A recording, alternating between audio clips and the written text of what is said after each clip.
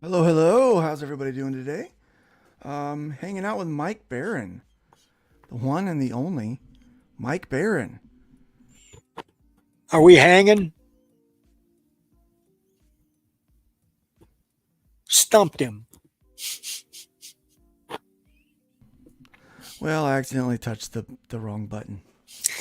It happens. It's, Happens here a lot. it happens. It happens. Hit the wrong button. Got that mic turned off. Yeah, hanging out with. Thanks for being here today, man. It's My pleasure. I'm pretty excited. I like doing these. So kind of the gist of what we do here is I just talk to you and kind of interview you about your main character, and while we're doing that, I draw them out. We draw the character, and I always try to start with a kind of a preliminary sketch, so that I can kind of move through a little more quickly. But other than that, it's all on the spot kind of stuff. But yeah, it's great to have you here today, Mike. Thank You've you for been having me. It's my absolute pleasure. You've been on the channel a few times, and every time you come on, it is an absolute pleasure. You've been in this industry for a very long time. Uh, you have written some of the most quintessential storylines, as far as I'm concerned, when it comes to the Punisher. Like, when I think of the Punisher, I think of Mike Barron. Like, that's kind of, in my opinion. So I imagine watching them slaughter him was pretty difficult for you. That's why I created Private American. And you know what? I read Private American a couple months ago, and that is one of the best comic books that I've read in a long time. I also got your book just recently that you did with Pat Broderick, and that is another really really good book. Thank you. We're very proud Bravo! of that. You should be bravo on that. I not only got the graphic novel, but I got the artist edition, which I think we can all agree that's some of his best work that he's ever done. Is on It's that the book. best work he's It might ever be the done, best, yeah. which is astonishing when you consider he just turned 70. Yeah, most people don't get better with age like that. I think they peak at some point, they plateau, and then when age kind of sets in, they get a little worse. They coast. They might Yes, do a cover here and there. right, right. I'm thinking of Miller and kind of some of the stuff he's been producing lately, and I'm like, whoa, that's not as good as what he was doing before. But no, when you look at Pat's work on Bronze Star, it's just tremendous, tremendous. And of course, you're no schlub either when it comes to storytelling. But the story that we're talking about today is this guy named Gary, right? Gary Duba. So Gary Duba. How'd you come up with that name? Every time I went online, there was another Florida man story. And the headline that sticks with me is Florida man claims syringe found in rectum is not his. Now, that's not emblematic of all the Florida man stories. In fact, it's a little sleazier than what I write about, but it's typical of so many Florida man stories. And It really is. after seeing hundreds of these, I said, "This is rich material for a novel." Uh, It so I really created is. Gary Duba. Gary's just a redneck living in a trailer down by the swamp. He's got a hair trigger temper. He likes to get high. He likes to get stoned. He's been in and out of trouble with the law his whole life, but he's got a heart of gold. He'd give you the shirt off his back. And every Gary Duba story follows the same contours. He hatches a crazy scheme to get rich, and he goes from rags to riches to rags to riches to rags to riches. And at the start of this graphic novel, he agrees to smuggle in 100 red-kneed tarantulas from Mexico into the country. And Gary says, "Well, how am I going to do that?" And the guy that hired him said, "It's not a problem. You fly to Mexico City. You'll meet my agent at the airport. She'll give you a suitcase. It's a sealed suitcase.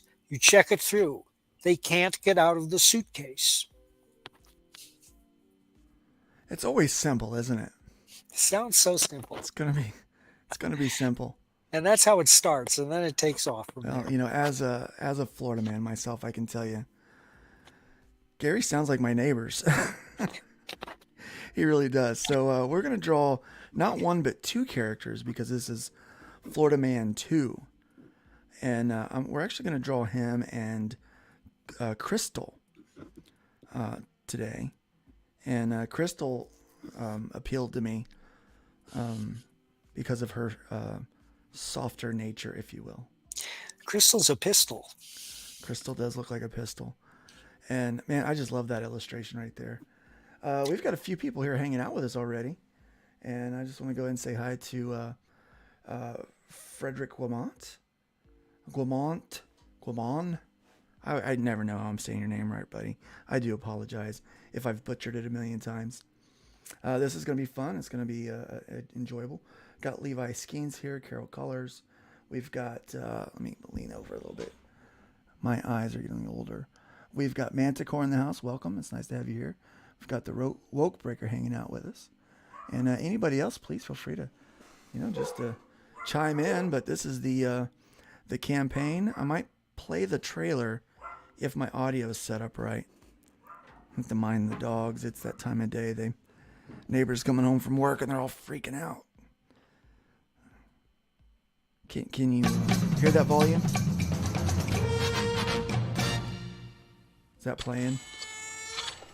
There is a creature in the swamps who has survived thousands of years of evolution. It lives to destroy.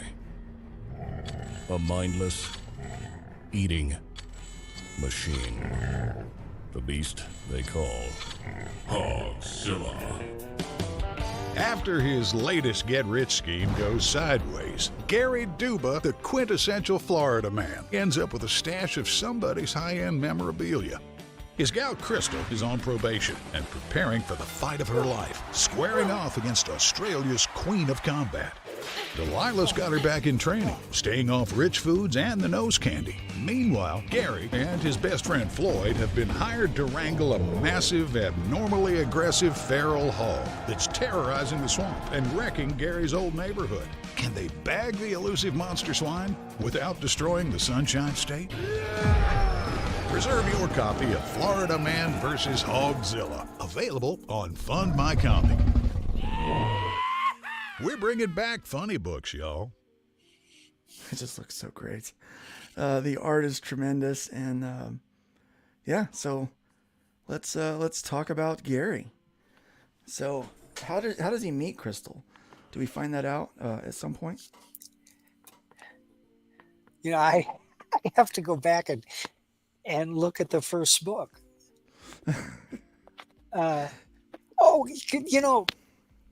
They were already dating when the story began. And in the first book, Gary falls off the deck of his trailer and knocks himself out. And when he wakes up, he's looking for his cell phone. When he wakes up, he's lying below on the earth, and his cell phone's next to him ringing. He picks it up. It's Crystal's mother. And she says, Gary, Crystal's in jail again. Please, you got to get her out. What's she in jail for? Well, she got naked at a Waffle Hut and licked the manager. That's another headline, too, that's true. So that's how it starts. So Gary's got to make some money to bail her out of jail. And he decides to sell his prize Babe Ruth rookie card. And he goes to the pawn shop. And he gets in a fight with the pawn shop owner, who throws him out, and he runs out and he finds some kids playing with an alligator, and he grabs the alligator and runs back in and starts swinging it around. And that's all in the first. That's a real story, by the way. Yeah. And that's how it starts. So he knows Crystal already when we meet him. And in fact, they get married in the first book. And Gary wins the lottery. He wins $6 million and spends $5 million on a mansion in this upscale community, and the rest he spends on coke and cars and stuff, and starts having these wild parties. And the neighbors complain, so the cops come and they try to bust Gary, and Gary's drunk and high, and he slugs the cop, and the cops throw him to the ground. Well, Crystal sees that, and she comes flying out of the house, holding a bridal gift and whacking the cops with it. And her girlfriend films it and puts it up, and she goes viral, and that's how she got the nickname the Black Dildo. The Black Dildo. I was wondering about that. I actually was glad you offered that up. Well, it's in the first book, and I don't feel like I'm giving too much away. But there's so much more in the first book that barely scratches the surface. But when you see that one alternate cover of Crystal that's all yellow, and she's standing in front of the slogan and blocking out the words she's blocking out are Black Dildo, because it's just not nice to wave your Black Dildo around. It's not, yeah. So there is a guy in Florida that, quote unquote, robbed a convenience store with his pet alligator. That alligator was kind of his pet, but he did wind up eating that alligator. Well, betrayal among thieves. Yeah. He did wind up eating his alligator. Yep. So that was, I think, one of my favorite Florida Man articles that I've ever read was Florida Man kidnaps scientist to make his dog immortal. Yes, you're familiar. All right, so he's got to wear a wife beater because that's what guys like Gary would do. Yeah, he's all inked up too. Yeah. So he's got tattoos. What kind of tattoos does he have? Well, he's got one of a female skunk that Pepe Le Pew's always chasing, and she's got one of Pepe Le Pew. It's to demonstrate their love for each other. He's also got a skull with a dagger with it, a heart with mother on it, some tribal tats. Where would I put these tats if I'm drawing Gary? No, they're mostly on his arms, okay. Upper biceps, and the tribal tats probably go down to the wrist. Probably got one of those. I'll give him one of those.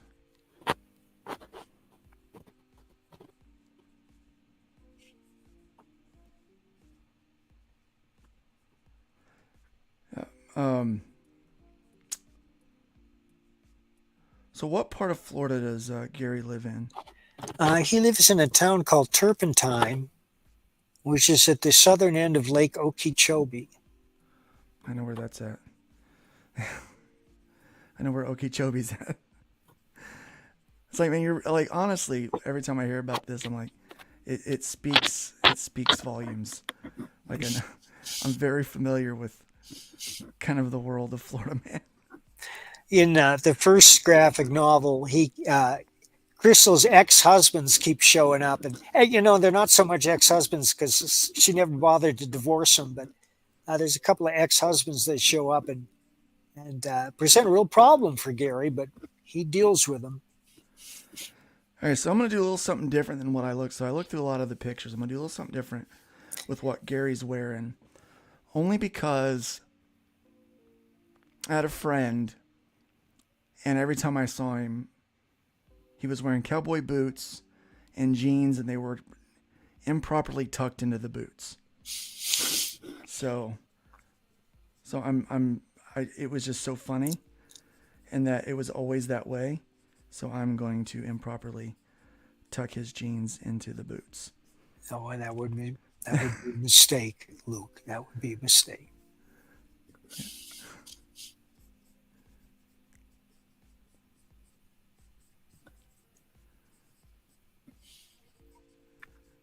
Yeah. So, what is the next project after Florida Man? You mean graphic novel wise, or in the Florida Man universe? Because I'm hard at work on the fourth Florida Man novel now. Oh, really? Yeah. The fourth? Yeah. There are 3 Florida Man novels, and they're very funny. I guarantee you'll laugh out loud. Review after review says that they laughed out loud. One guy said he had to pull over to the side of the road. He was laughing so hard he couldn't see. He was listening to it on an audiobook. And another one says his wife threw him out of the bedroom because she couldn't get to sleep because he was laughing so hard. Everybody who's read the book has loved it. Said they just laughed out loud. And so many people have said, I live in Florida and you absolutely nailed this character, which is very gratifying because a lot of it's out of my imagination. A lot of it is out of the Florida Man headlines. And I've been to Florida many times, and I'm going to be there in a couple days too for the Southwest Florida Comic Con in Fort Myers, if you're interested.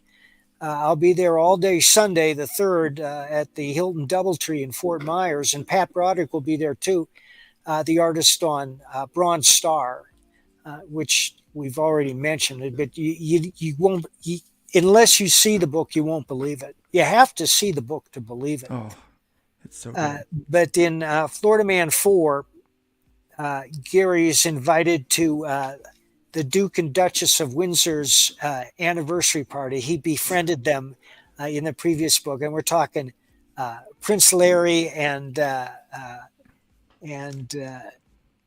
Regan Rarkle. You know, we can't use their real names. Right, But, yeah. and in the last book, Larry wanted Gary to take him gator hunting in the swamps. So they go out in his book, and the erstwhile prince says, I say, old chap, I have to drain the lizard. Where can I go? And Gary pulls up to a hum and says, just walk over there and nobody can see you, but be careful of the snapping turtles. In the meantime, Gary's got this guy named Pincus who follows him around, films everything with a drone. So the drone follows the prince into the jungle. A moment later, they hear him screaming, ah! And he comes out with his pants around his ankles, and there's an enormous snapping turtle hanging on to his dick. Oh gosh. And they film the whole thing. And when they get back to civilization, they have this huge argument. Should they release the video or not? Will it help the prince's public persona or won't it? And finally, they decide, yes, this will humanize him. People will be able to identify him more if they can see him with a snapping turtle hanging onto his dick. So they release the video, and they're right. The prince's popularity soars. So he and Gary are tight now. And in the 4th book, they're attending their wedding anniversary, and Gary knows he has to wear a suit, so he goes to the pawn shop and he picks out this wide lapelled purple suit that's something like a Tex Avery cartoon might wear. Nice. It's covered with cartoon characters from Wacky World, which is in Orlando, Florida. Everybody knows about Wacky World. Yes. Famous for Regis Gator, Goth, Sloth, Punk, Skunk, and so many other great characters. And he shows up there, and the prince says, Gary, old chap, so delighted you're here. I say, you look smashing, but may I speak to you for a minute? It's that suit. I'm not sure that's exactly appropriate. My tailor is here from Seville Row. Would you mind if he took some quick measurements and quickly threw something together for you? So Gary takes the suit off and shows up in an ordinary tux, which of course is very elegant, but not what Gary's used to. And that's how the evening begins, but there's a lot more to it than that. That sounds fun. Now I've got some questions for you. How you write so much? How is it that you've got all of these worlds and stories rolling around in your head? Like, have you ever experienced writer's block? Well, yeah, I did 30 years ago. I don't know how I have all these stories rolling around. I just do. I did experience writer's block, and that's why I stopped writing The Flash. That would not happen to me today. I'm a different writer. I think I'm a better writer. And I know how to generate ideas, and I know what to do when I run into a roadblock. And that's why I'm always working on 5 or 6 projects at once. And I would advise any serious writer to do that. Don't put all your eggs in one basket unless you know what you're doing. There's some writers just they have a roadmap in their head and they're able to follow it. Carson McCullers wrote The Heart is a Lonely Hunter when she was 24 years old.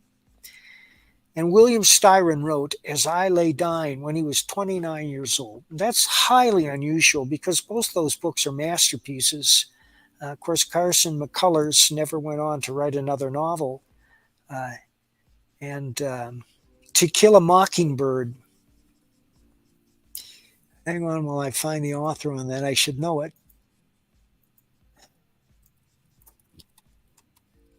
Harper Lee.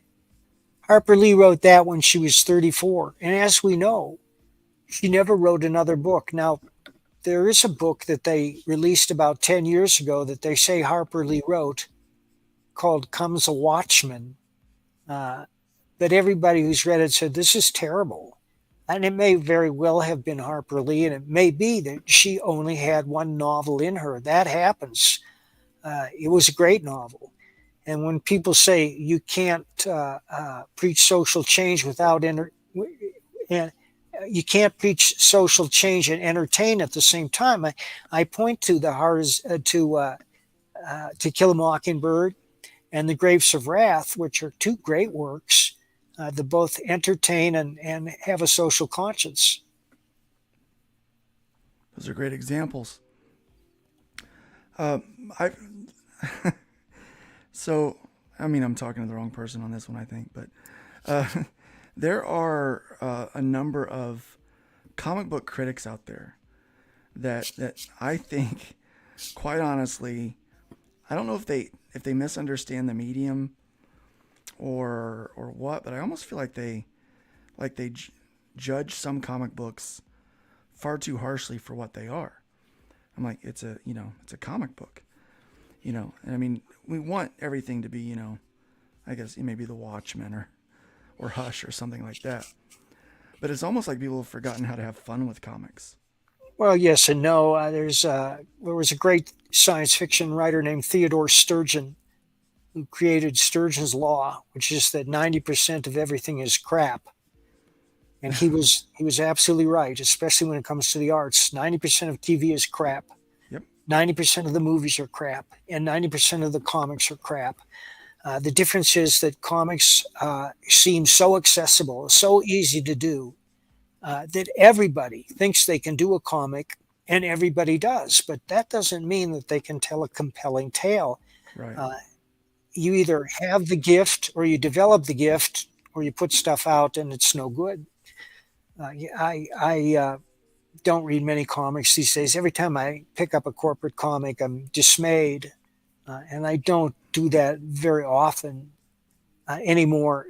But my friends post pages from these new DC comics and Marvel comics, and it's always some blue-haired Karen lecturing a cisgendered white man, or it's rainbow colored, and God bless the gays, more power to them. There are many great gays in the arts, but they only comprise 2% of the audience or the population, and they don't buy comics that much. So when you put out a comic after comic that's obsessed with pronouns and gender and absolute absence of a sense of humor, you're not entertaining people. And that's the main reason that people buy comics, go to movies, and read books, is they want to be entertained.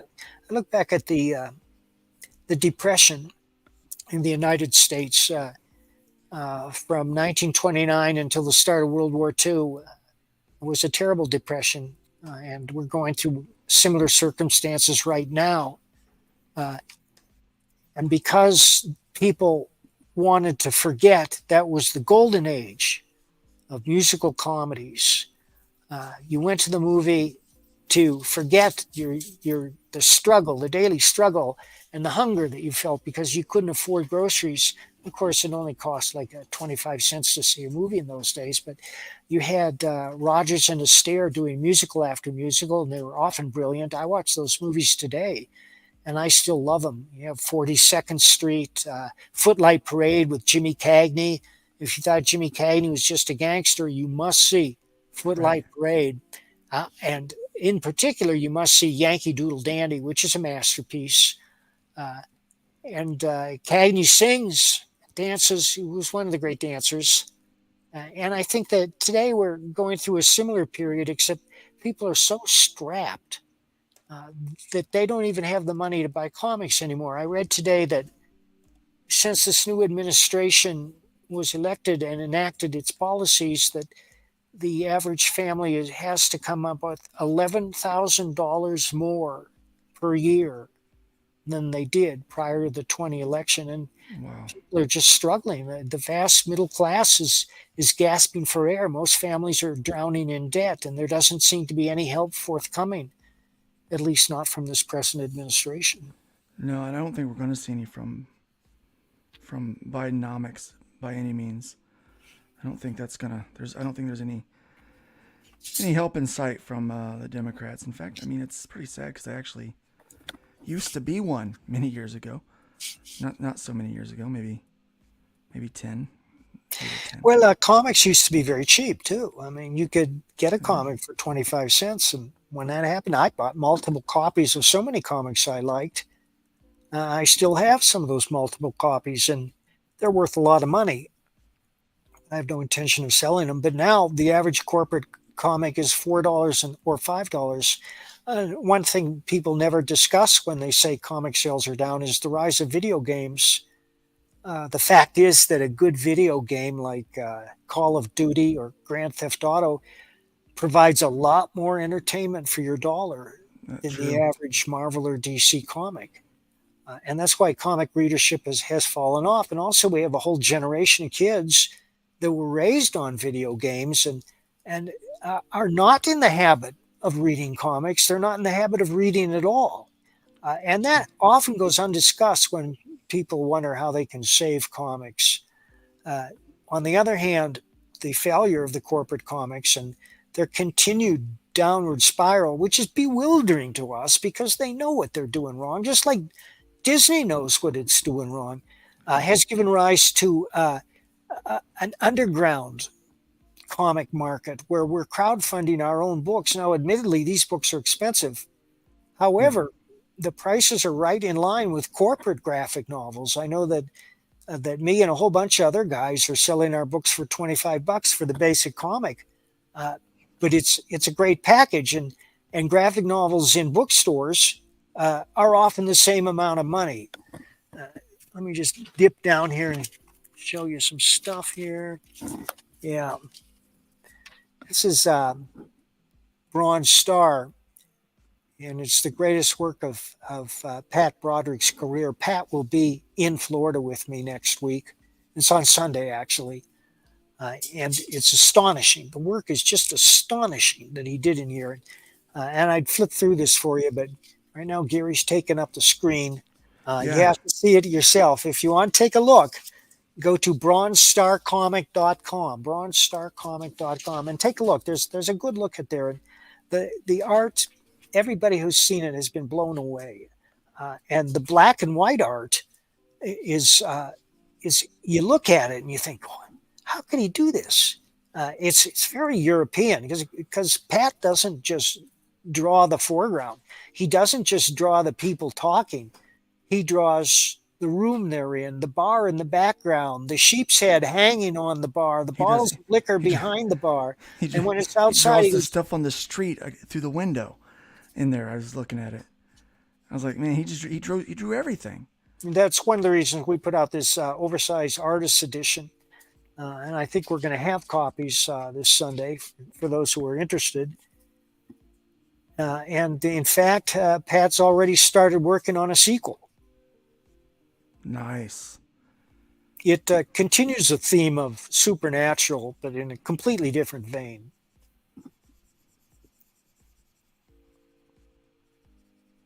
Well, I won't ask you to give me spoilers, as tempted as I might be. No. Yeah. We got to save something, right? Right. Yeah. Well, there's a lot. I try to pack as much story as I can. And that doesn't mean it's a dense story with a lot of words. Usually far from it. Words are very important to a comic. We've all seen wordless comics and you flip through them in 5 minutes and then you forget about them. I mean, the art is beautiful. It makes a visual, makes an impact while you're going through it, but it's not memorable because you don't have any words to hang it on. And it's the words that are presented in the right format at the right time that stick with you. Like, it's clobbering time. Yeah. Or face it, Tiger, you just won the jackpot. Yeah. And those resonate because when they hit it, they hadn't been said before, and it was bam, perfect, And that's what I try to do. I don't try to consciously craft my words to be memorable, but I do craft them to be fresh. Uh, Words are like when you're writing a comic, you have a finite number of words you can use. And if you, in my estimation, at least judging from my own, if I start to get too wordy, each word is like a gold coin. But the more of them I spend, the cheaper the coin becomes. It's like inflation devaluing the currency. So if I start using too many words, first they turn to silver, then they turn to bronze, and finally they turn to lead. And when you turn a page in a comic, like a corporate comic, let's say, you're like a Marvel or DC comic, and you see 500 words of exposition or lecturing in 10 caption boxes, your eyes glaze over and you think, this isn't fun. I'm not having fun wading my way through this essay, which isn't very good. When I see a page like that, I think of Soviet housing. It's this big, it's like a 14-story apartment block like you'd see in Hong Kong or something, with just soulless architecture, sheer lines, and every apartment is filled with desperation and a space heater and a stovetop coil, electric coil to cook on.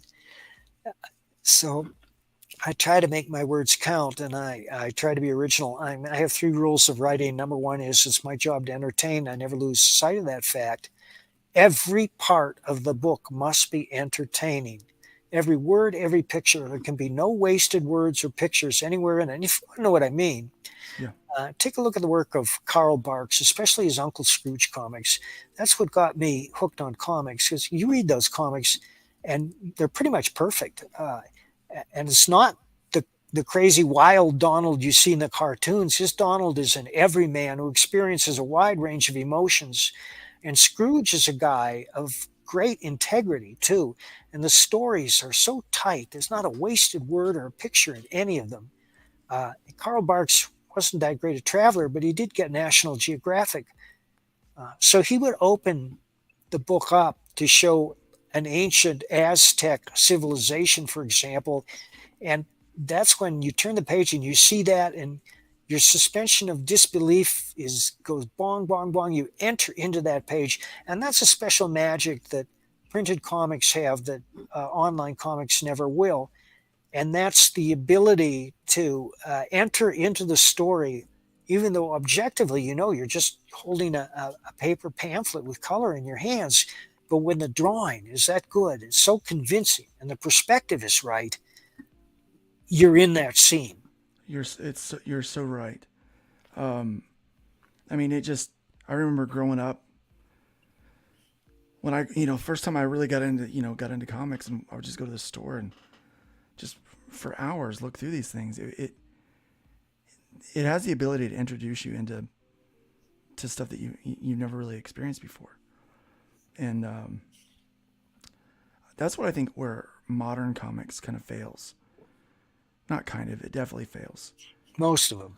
Yeah, most of them. They want to mimic real life so much, and they want a social commentary. They don't want something entertaining. Right. It's disgusting. So you mentioned earlier saving comics. We've had some debate on this. Is comics in need of saving? Is it possible to save it if it is?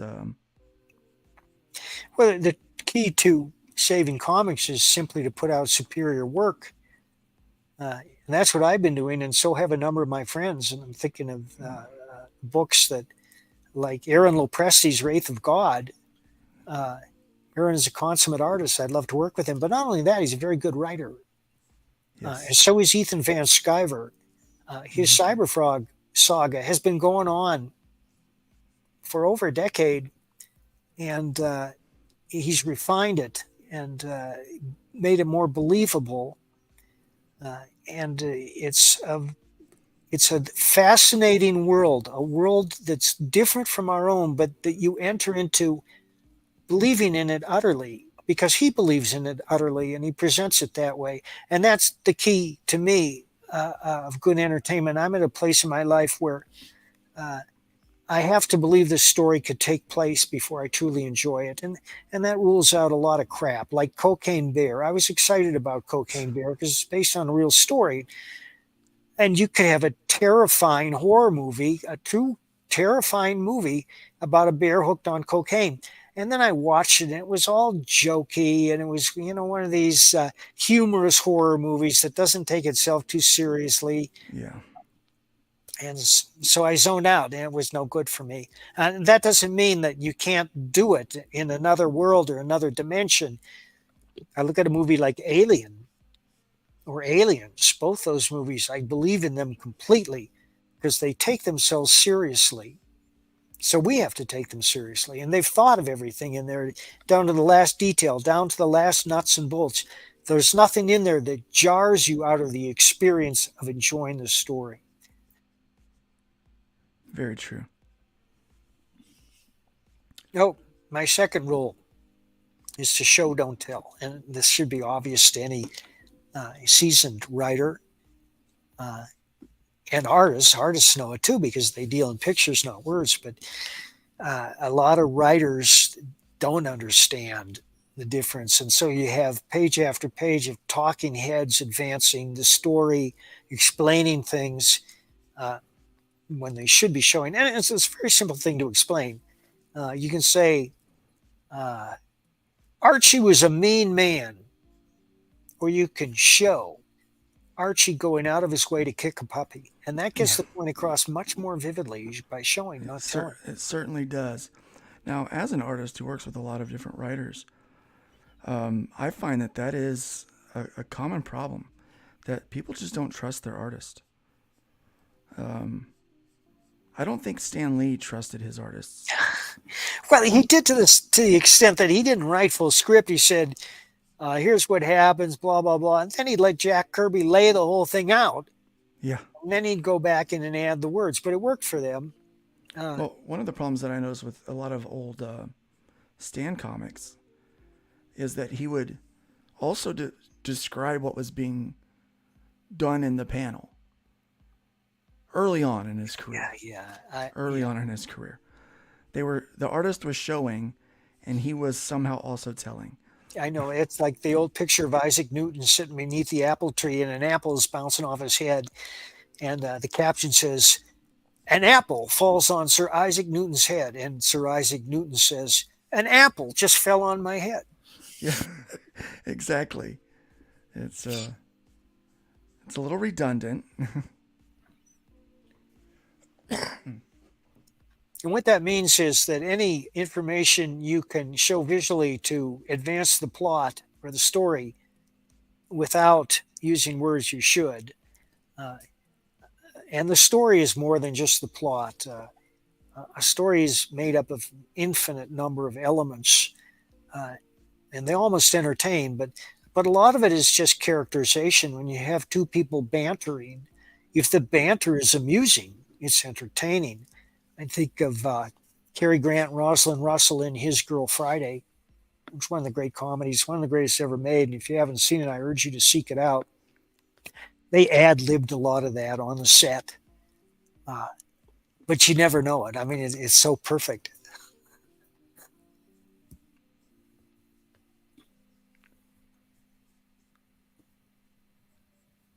Imagine his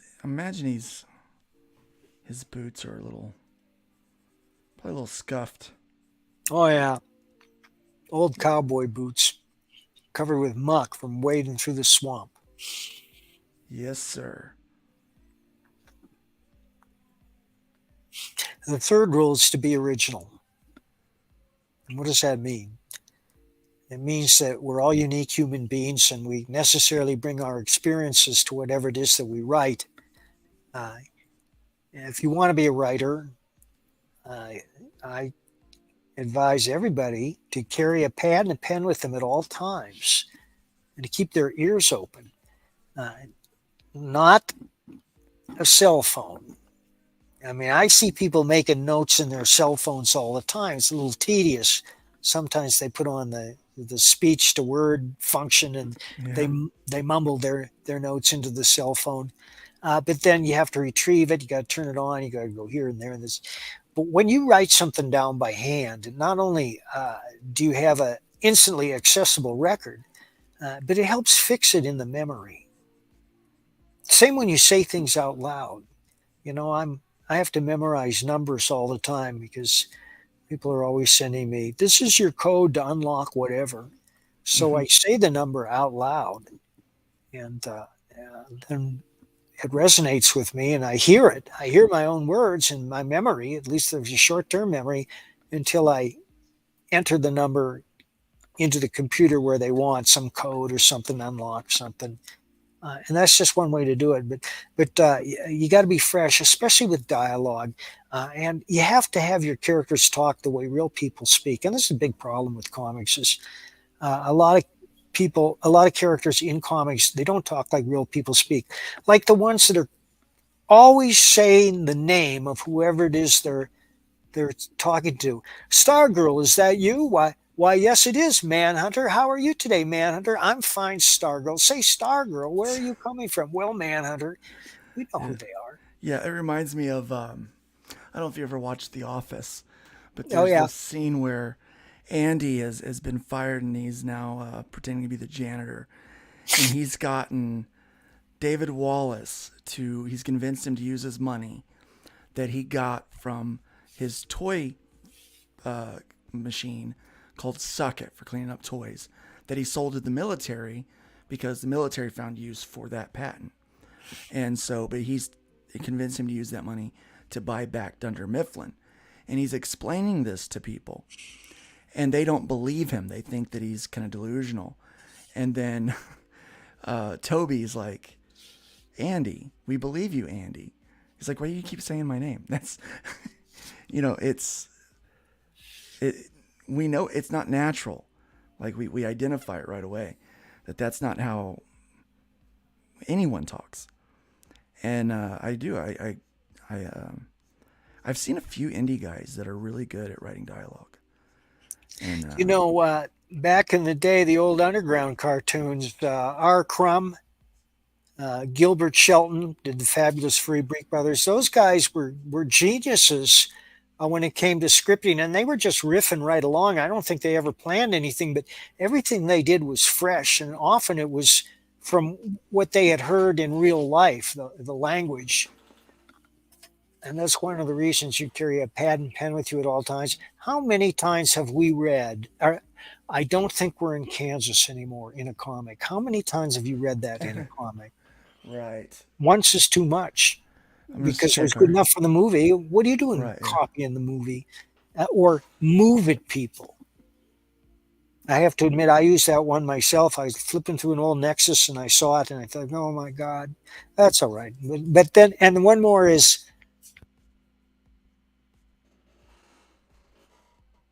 Oh, Mike, we lost you. Mike, we lost you. We no audio. Check your mic, Mr. Barron. Check your mic.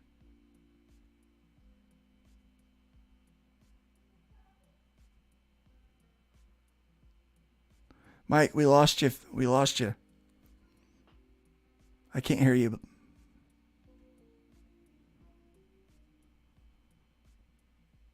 All right, I'm gonna put it in the private chat.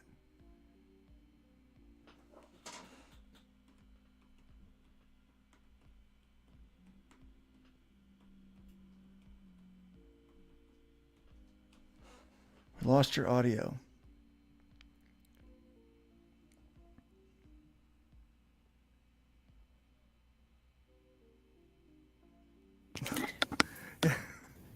We lost you a minute ago.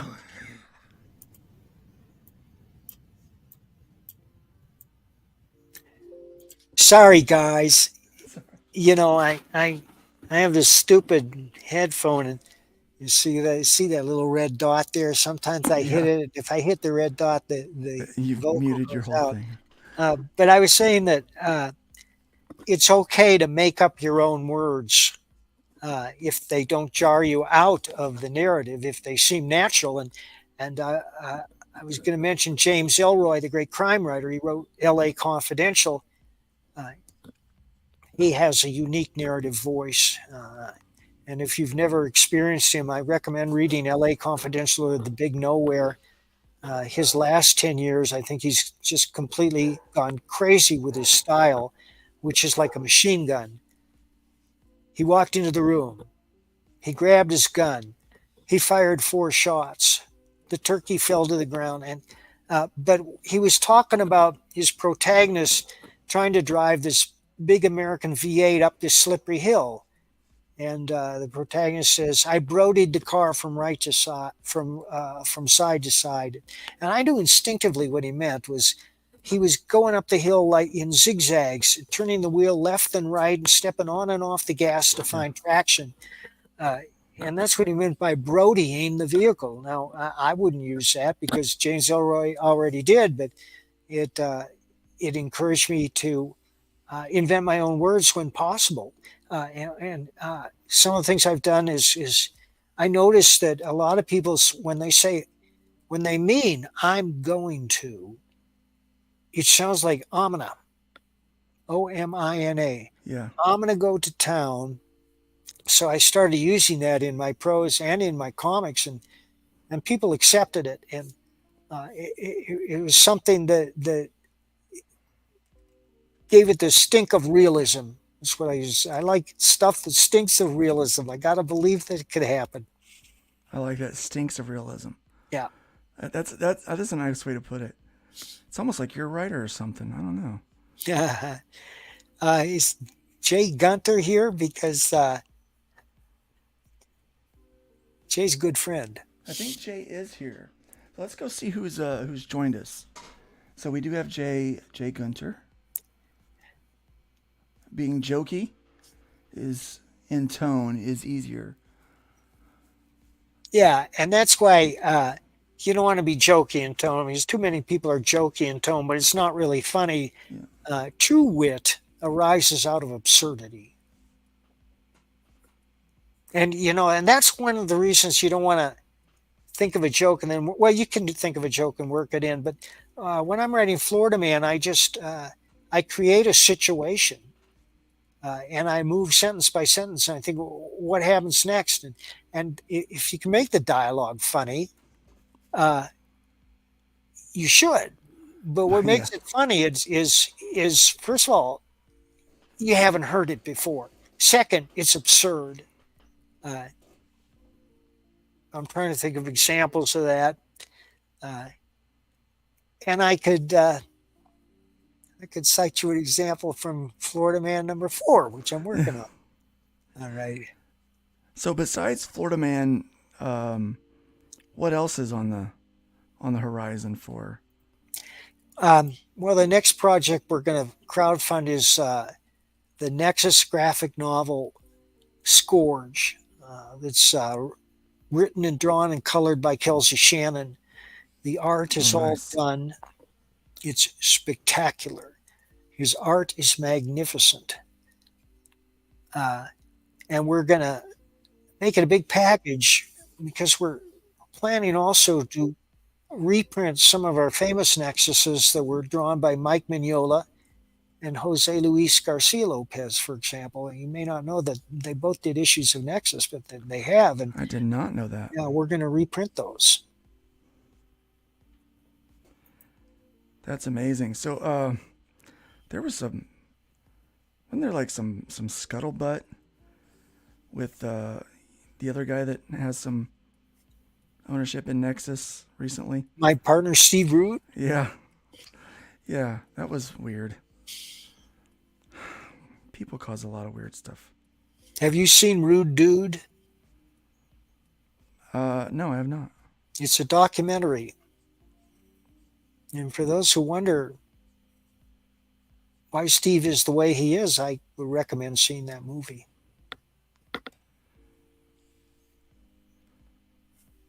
Steve seems to be a kind of a private person. He is. Kind of a guy that just stays out of all that junk. He is. There's certainly nothing wrong with that. Nope.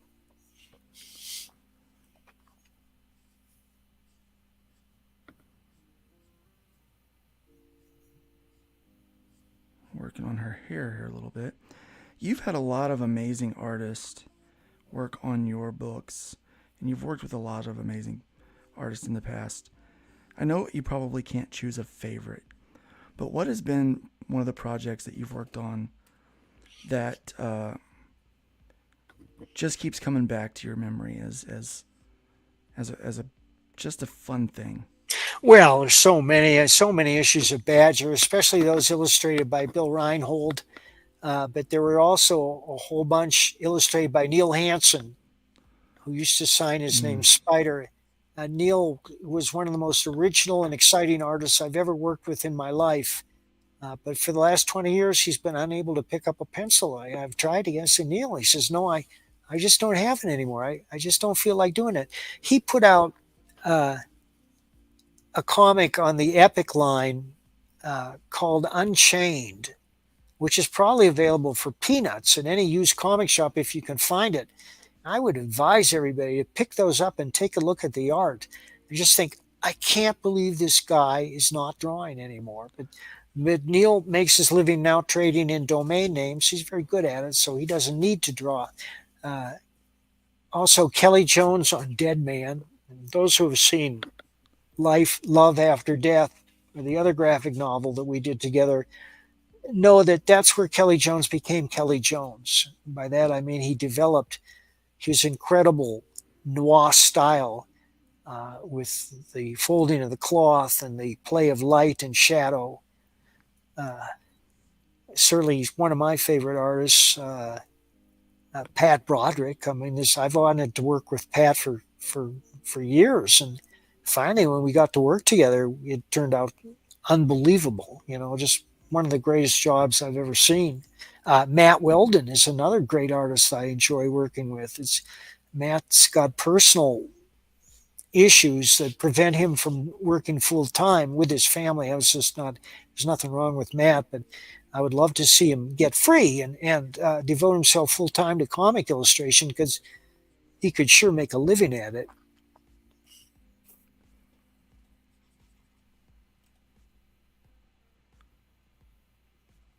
Sorry, sometimes I get in the zone there. Looking That happens good. as an artist. Thank you. Looking good. You people should know that Luke is working on a comic right now with a guy named JR. And JR lives very nearby in Windsor, Colorado. And I met with him this week to discuss a script, helping him out. It's an interstellar space saga. It's very exciting. Can't wait to see it. Yeah, it's going to be a lot of fun.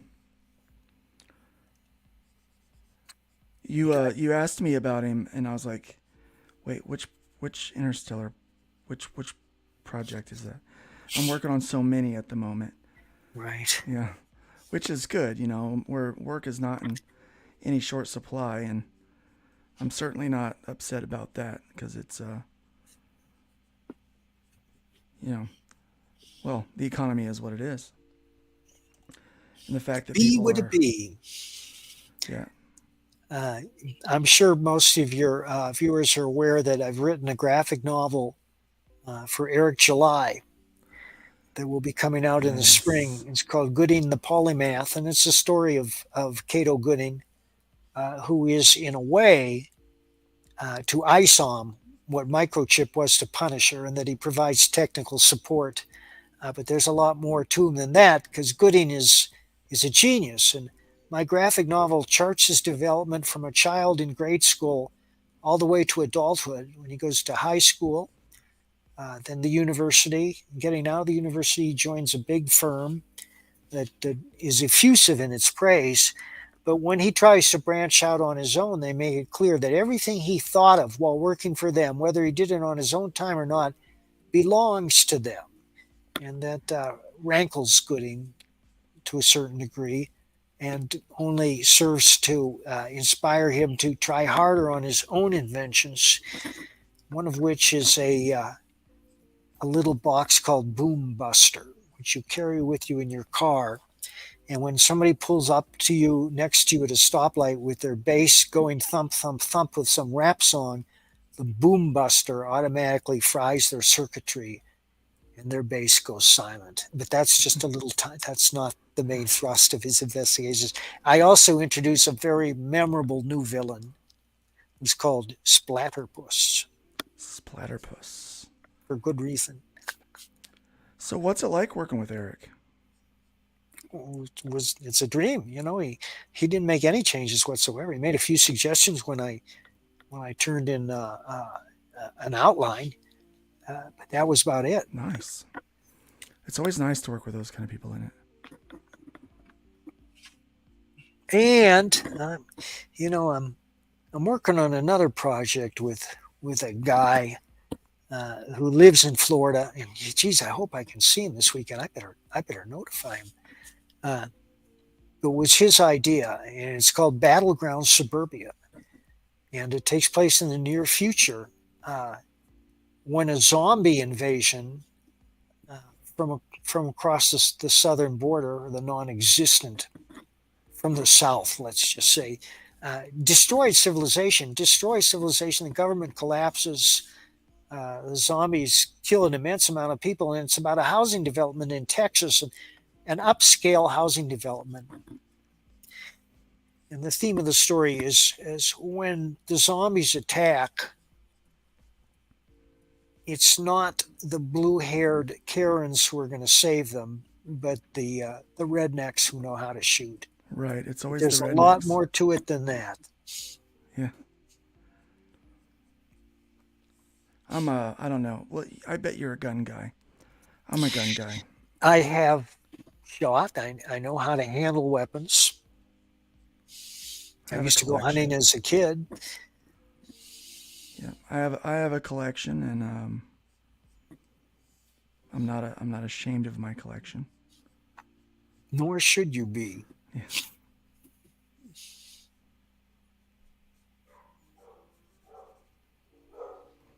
I hear a Let me dog. see what that. Yeah, So that's I get my own dogs revved up. We have a canine carnival. That's turning out all right. How long have I been doing this? About. Ooh, I am running late on this one. Are you inking with a pen there? I'm inking with a stylus. This is on my. Oh, it's digital. Yeah, I'm using. Well, you're nailing it, Luke. I mean, I'm using this little like that. I haven't seen a bad line yet. Oh, I appreciate that. I think I'm taking a little more care with it because, well, I don't know, maybe. Because I'm watching. Yeah, I think so. I mean, let's be fair. I'm hanging out with Mike Barron, like with effing Mike Barron. So I like drawing the ladies. I can tell that you do. And you have an excellent understanding of female anatomy. Well, I've studied it for a very long time. Haven't we all?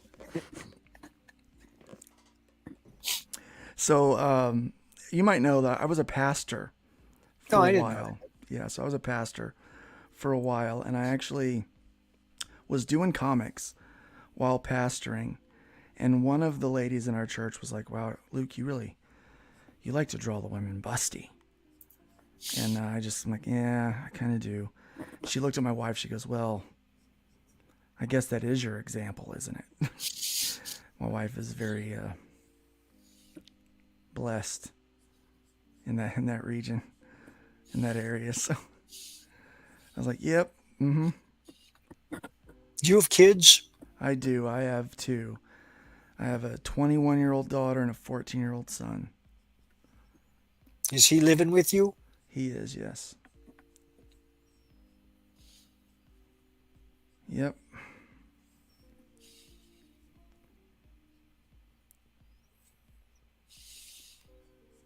I'm going to try to speed up just a little bit so I can definitely.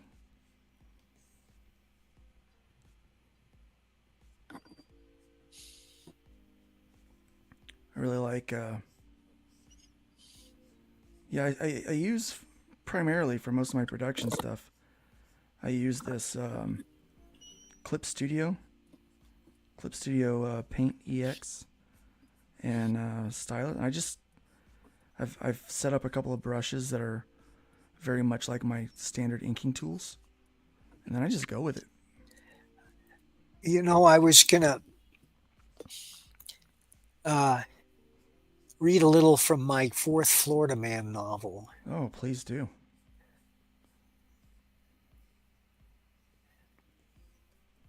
All right, here we go. There's chapter 31, The Defecator. Squabble examined the card. Consulting detective, you look like someone from dinner theater production. It is customary where I come from to dress with certain flair. Squabble cupped his chin. Sherlock Holmes? No relation. But you've heard of him. I was dressing this way long before I heard of Mr. Holmes. Gary stepped up. It's okay, Doc. I can vouch for Sir Roderick. Sir Roderick? What did you do? Eat a can of spotted dick? Sir Roderick regarded the director with distaste. I saved the royal family from embarrassment in the case of the missing tiara. Perhaps you've heard of it. The last time the royal upstarts were permitted in the palace, the painted lady who accompanies the queen's middle grandson attempted to abscond with a diamond tiara valued at £850,000. When I caught her in the act, she cried racism. Hold on, Sir Roderick, Gary said. Are you referring to the Duke and Duchess of Ducats?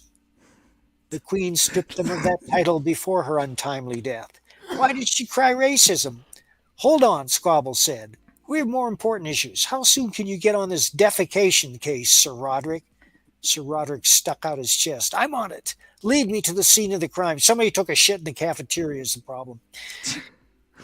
Squabble crooked a finger. Follow me. Gary looked around. Good news, guys. We all have alibis. Are you two willing to bury the hatchet and cooperate? Lord Vile gazed at the ceiling. Vermin Supreme stared at the floor. Gary grabbed their hands and forced them together. Come on, you guys. We're all in this together. Isn't that what religion teaches? Love for your fellow man? Lord Vile presented his fist. Vermin Supreme bumped. Gary threw his arm around the two. All right, let's go get some lunch. Gary, Vile, Supreme, Kevin, Rabbi, and Sykes marched down the hall. The cafeteria doors were closed. The sign said, Crime scene, temporarily closed. Well, shit, Gary said. Where are we going to get lunch? Let's order pizza, Kevin said. Rabbi Schmabbi looked askance. You don't keep kosher? No, why should I? You're adapting the Talmud into a graphic novel and you don't keep kosher? Yeah, and if it works out, I'm going to adapt the Kabbalah. Gary smacked his hands. Hot damn, now you're talking. I love Cabela's. Didn't know they serve food. It's not Cabela's, it's Kabbalah. What's the diff? Cabela sells guns. Kabbalah is all about world peace. Rabbi cleared his throat. Oh boy, Sykes said. When the Jewish people used to go out to make war, the 5 names Elohim of the right side would be joined with the 5 names Elohim of the left side in order to exact vengeance from their enemies. All that would thus be evident of these 10 names Elohim would be the 5 of the right side, for would the 5 of the left side be visible, the forces of evil would latch on to the Fuck's Elohim, Kevin said. Another name for God. But we're not supposed to say God, are we? It is common Jewish practice to restrict the use of the names of God to a liturgical context. In casual conversation, some Jews, even when they're not speaking Hebrew, will call God Hashim, which is Hebrew for the name. Gary put up his hands. Come on, guys, we just want a little lunch. I know how to make lutefisk, Sykes said. How long will that take? About 3 weeks if we can get the fish.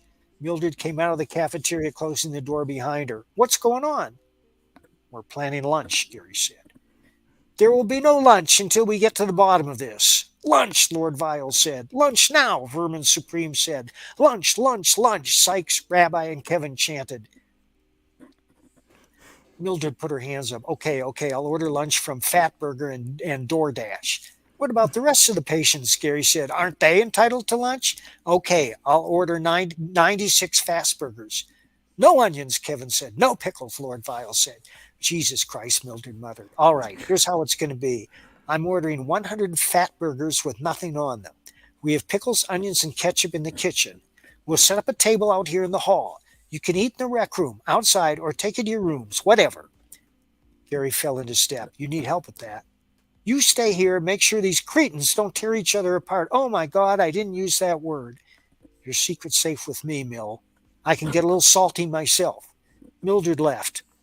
A man wearing a faux leather vest over a blue work shirt, Jimmy Durante nose, bad comb over, entered.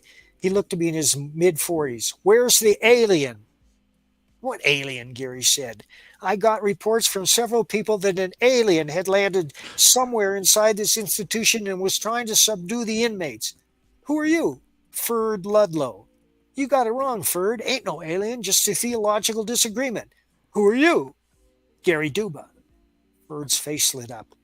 You're the guy who caught Dr. Vanderlei Mukherjee, plastic surgeon to the stars and serial killer. He stuck out his hand. He shook and he shook, not releasing Gary's hand for 30 seconds. That's right, Ferd. I also bagged the biggest python in state history. I also bagged the biggest feral hog in state history. Hell, might be a world record. I'd love to interview you for my show. I'm at your service, Ferd. I've got a better camera in my car. Are you free now? Gary looked around. A shaky truce endured. Let's do it. Ferd pivoted and beelined, returning a moment later with a Samsung Galaxy. He looked around. Why don't you stand over here in front of this painting of, what is that? It's abstract, part of their therapy. It looks like a fat woman sitting on a dwarf. Oh, yeah, that's right. The gang saw Lizzo last summer. What's the signature say? Ferd stared at the picture. He took a picture. It says Cockroach. He's very talented. You might want to interview him. Maybe later. Stand in front of the painting.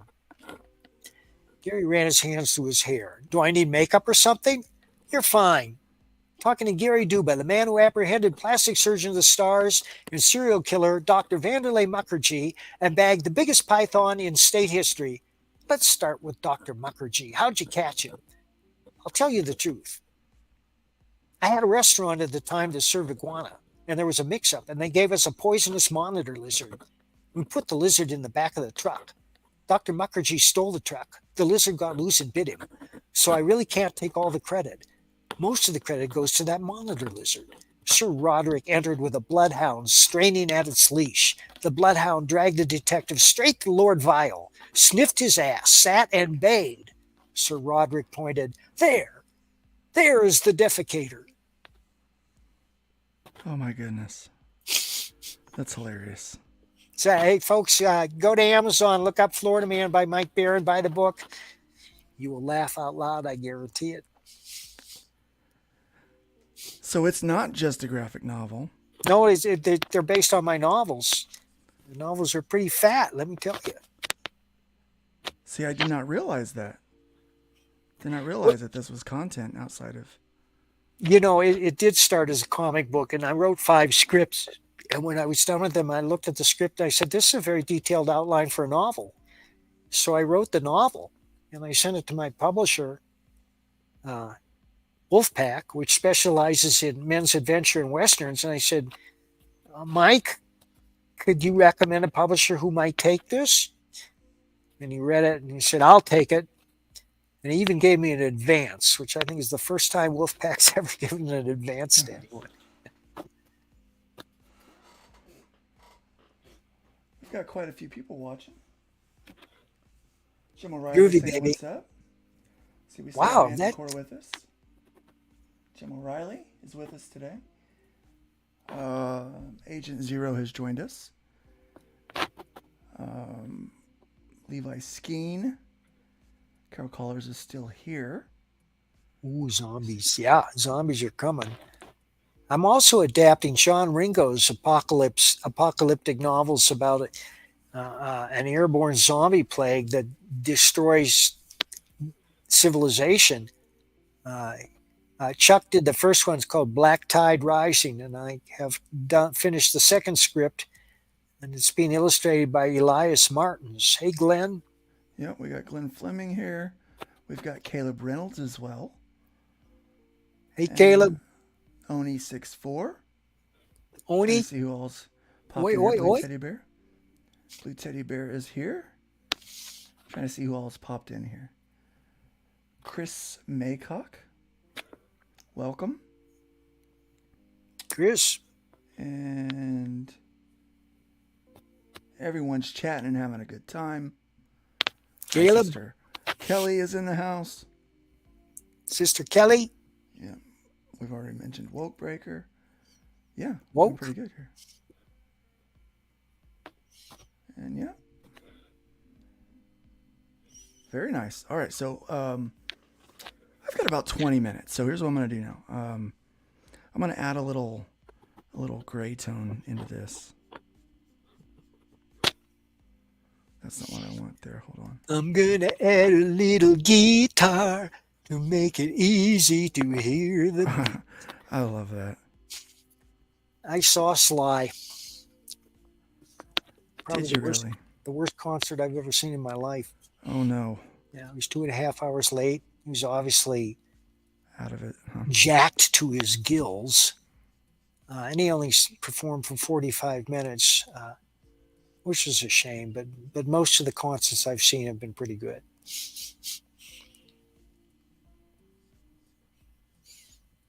In fact, we go out in the summer. There's so much live music in town that we go out night after night. We must have seen 25 bands this past summer. Most of them are local, and most of them are very good.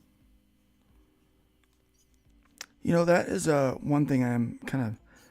So Jacksonville, the local band there was Leonard Skinner. And Oh, Molly I love Hatchet. Leonard Skinner. Yeah, In so fact, they figure prominently in the Florida Man novels. yeah, they were like they came into my Guitar Center that I worked at. Cool. Yeah, the guitarist for Molly Hatchet would come in, and he was kind of a weirdo. You know, Al Cooper discovered Leonard Skinner and produced their first 2 albums. And Al Cooper created Blood, Sweat, and Tears. And they put out that first album, which blew my mind. I still listen to it, but the band hated his guts, so they kicked him out, and they brought in David Clayton Thomas as lead singer. And David Clayton Thomas was a much better singer, but the band hated him even more. Yeah, yeah. I love Skinner. They were my favorite band. I had no idea that they were local there.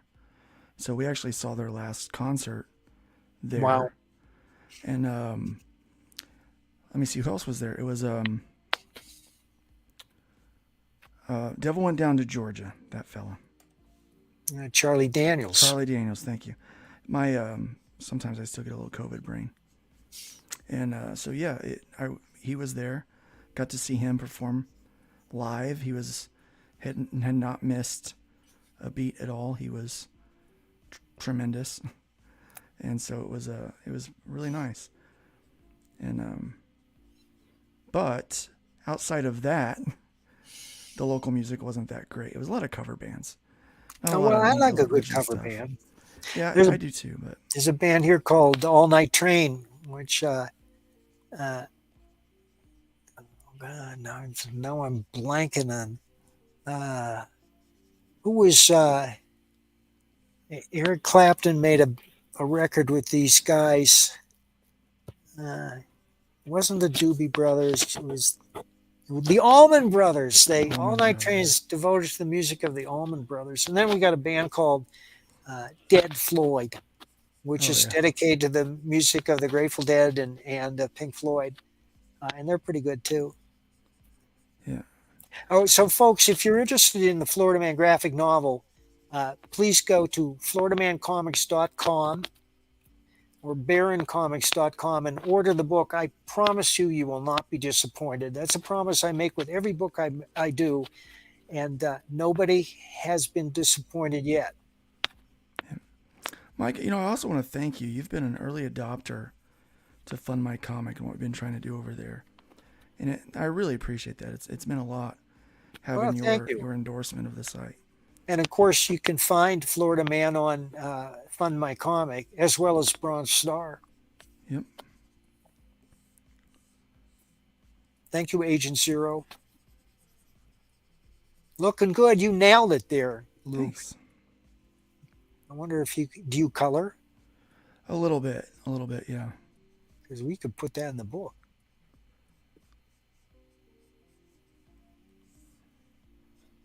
I like to.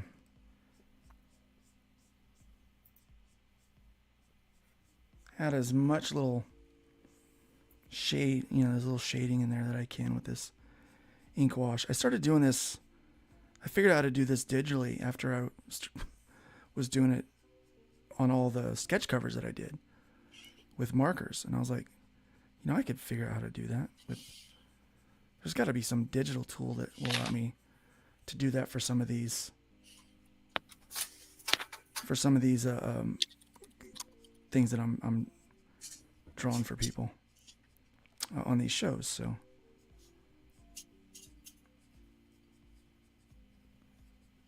you know what? I forgot something. Did you take a Prevagen? Oh, I hear that strawberries help fight dementia. Yeah, I might need it. Well, I've had a little I've had a little trouble ever since what is COVID. going on. Yes. Yeah, but you recovered and now you have an amped up immune system. Yes, that is true. I do have that. So I got that going for me. Yeah. I may have had it. In the fall of 2000, we all went down to a motorcycle show in Denver. And when I got back, I was sick as a dog for a week. And then I came out of it. I did get the initial vaccine, no booster since then. Yeah, it didn't. I wound up getting the Delta variant, and that's what sent me into the hospital. And it turns out the vaccines didn't do anything for that. So it is what it is. They wanted to force everyone to take it, and it turns out it was worthless. Yeah. We don't want to get into that, Luke, because we have a lot to worry about. We really do. So let's keep this entertaining. Yeah. So whenever I talk about my hospital stay, I'm like, yeah, that was fun. Did you know I spent 5 months in the hospital? I didn't know. 5 months, that's a long time. Yep, 5 months. Was it COVID? Mm-hmm. Got the Delta variant. Almost died. Had to relearn how to walk, talk, everything. I'm actually still in therapy. Well, you're blessed because your hand has lost none of its cunning. Yeah, what's funny is I was actually better when I come back. I can't play guitar anymore or sing, but for some reason, I was way better at art. Huh. People asked, they said, "What Matrix program are you plugged into?" And I was like, "I don't know." That's It great. must have been, but yeah. I mean, here I am, drawing comics. Well, are you going to color this? Can you color? I can color, or I can have someone color it for me. Because just remember, Crystal's hair is red. Yeah, I noticed in some parts of the thing, she looks blonde. Yeah, that's just a variation, or maybe she was trying out a new dye, but her hair is naturally red. Although who's to say whether she enhances it or not? I wouldn't be surprised. No, we like a good ginger. She's a little vain. We do like a good ginger, though. Almost done. Yeah, I try my best to get as much done as I can in an hour and a half, Oh, I think you're doing great. so that we can.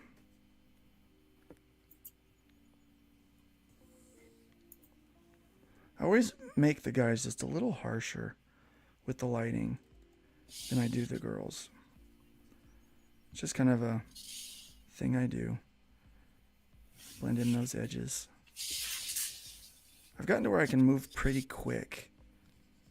Done it enough. I draw probably 3 or 4 pages a day, if not more. Yesterday I did 6. Holy shit. It's like Kirby level production. Well, he was 9 a day. Wow, that's unbelievable. Yeah. But that's what they said. He did 9 a day, so I'm trying. Well, I met him once. I was happy to shake his hand. I think I can work as quick as I do because I'm mostly digital. That could be. Yeah. That's right. I do some traditional, but I'm not near as fast because I find that, even though I don't use it much, as you've seen here with the control, you know, the undo feature, even though I don't use it much, I feel like knowing that I've got it makes me go a little faster with some of my pen strokes than what I would if I didn't have it. Confidence. Yeah. Well, I know people who couldn't draw that unless they were looking at live models. Oh, Carol's going to color it. Carol wants to color Yeah. it.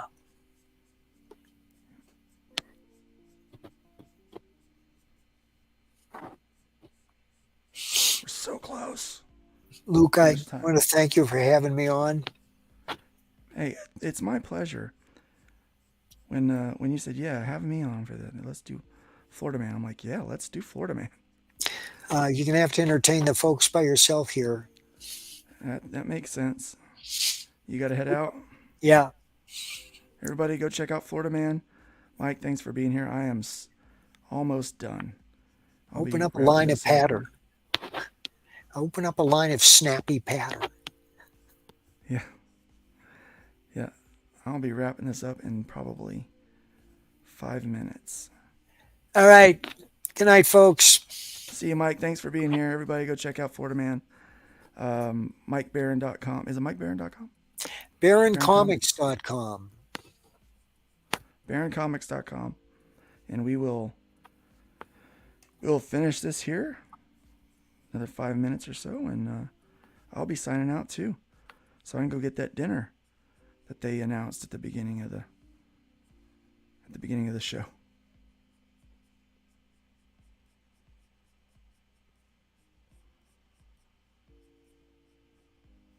Mike is always a joy to have on. Never disappointing to have him on. And we got 2 characters done in our hour and a half. I did have to do quite a bit of setup leading up to it, but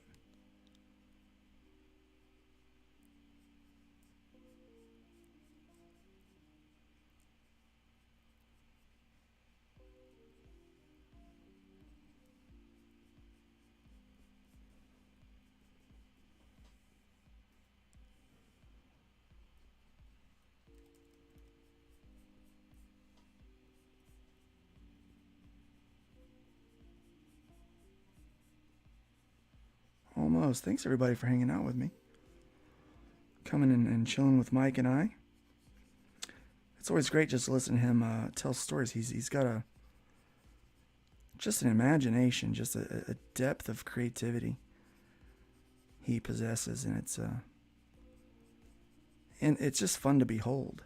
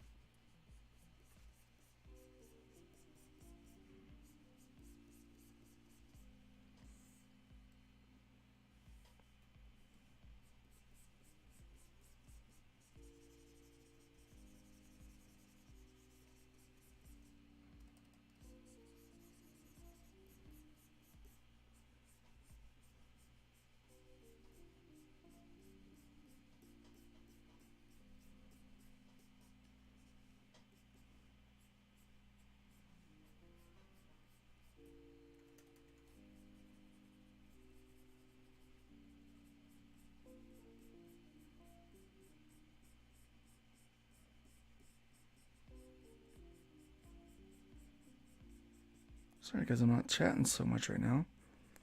Just trying to get this accomplished.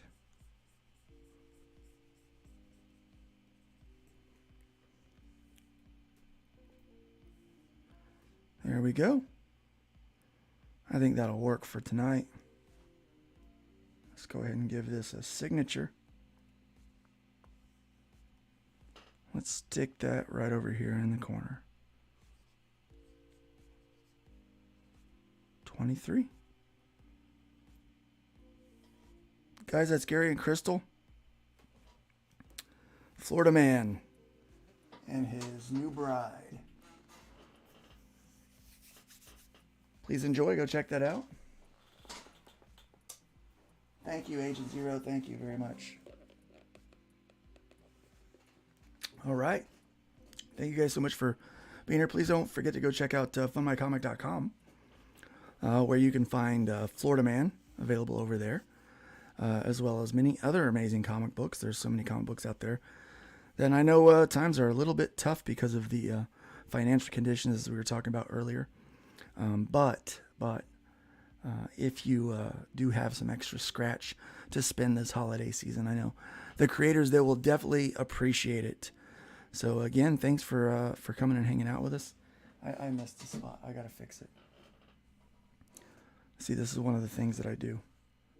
I'm like, nope, I gotta take care of that. It's not ready yet.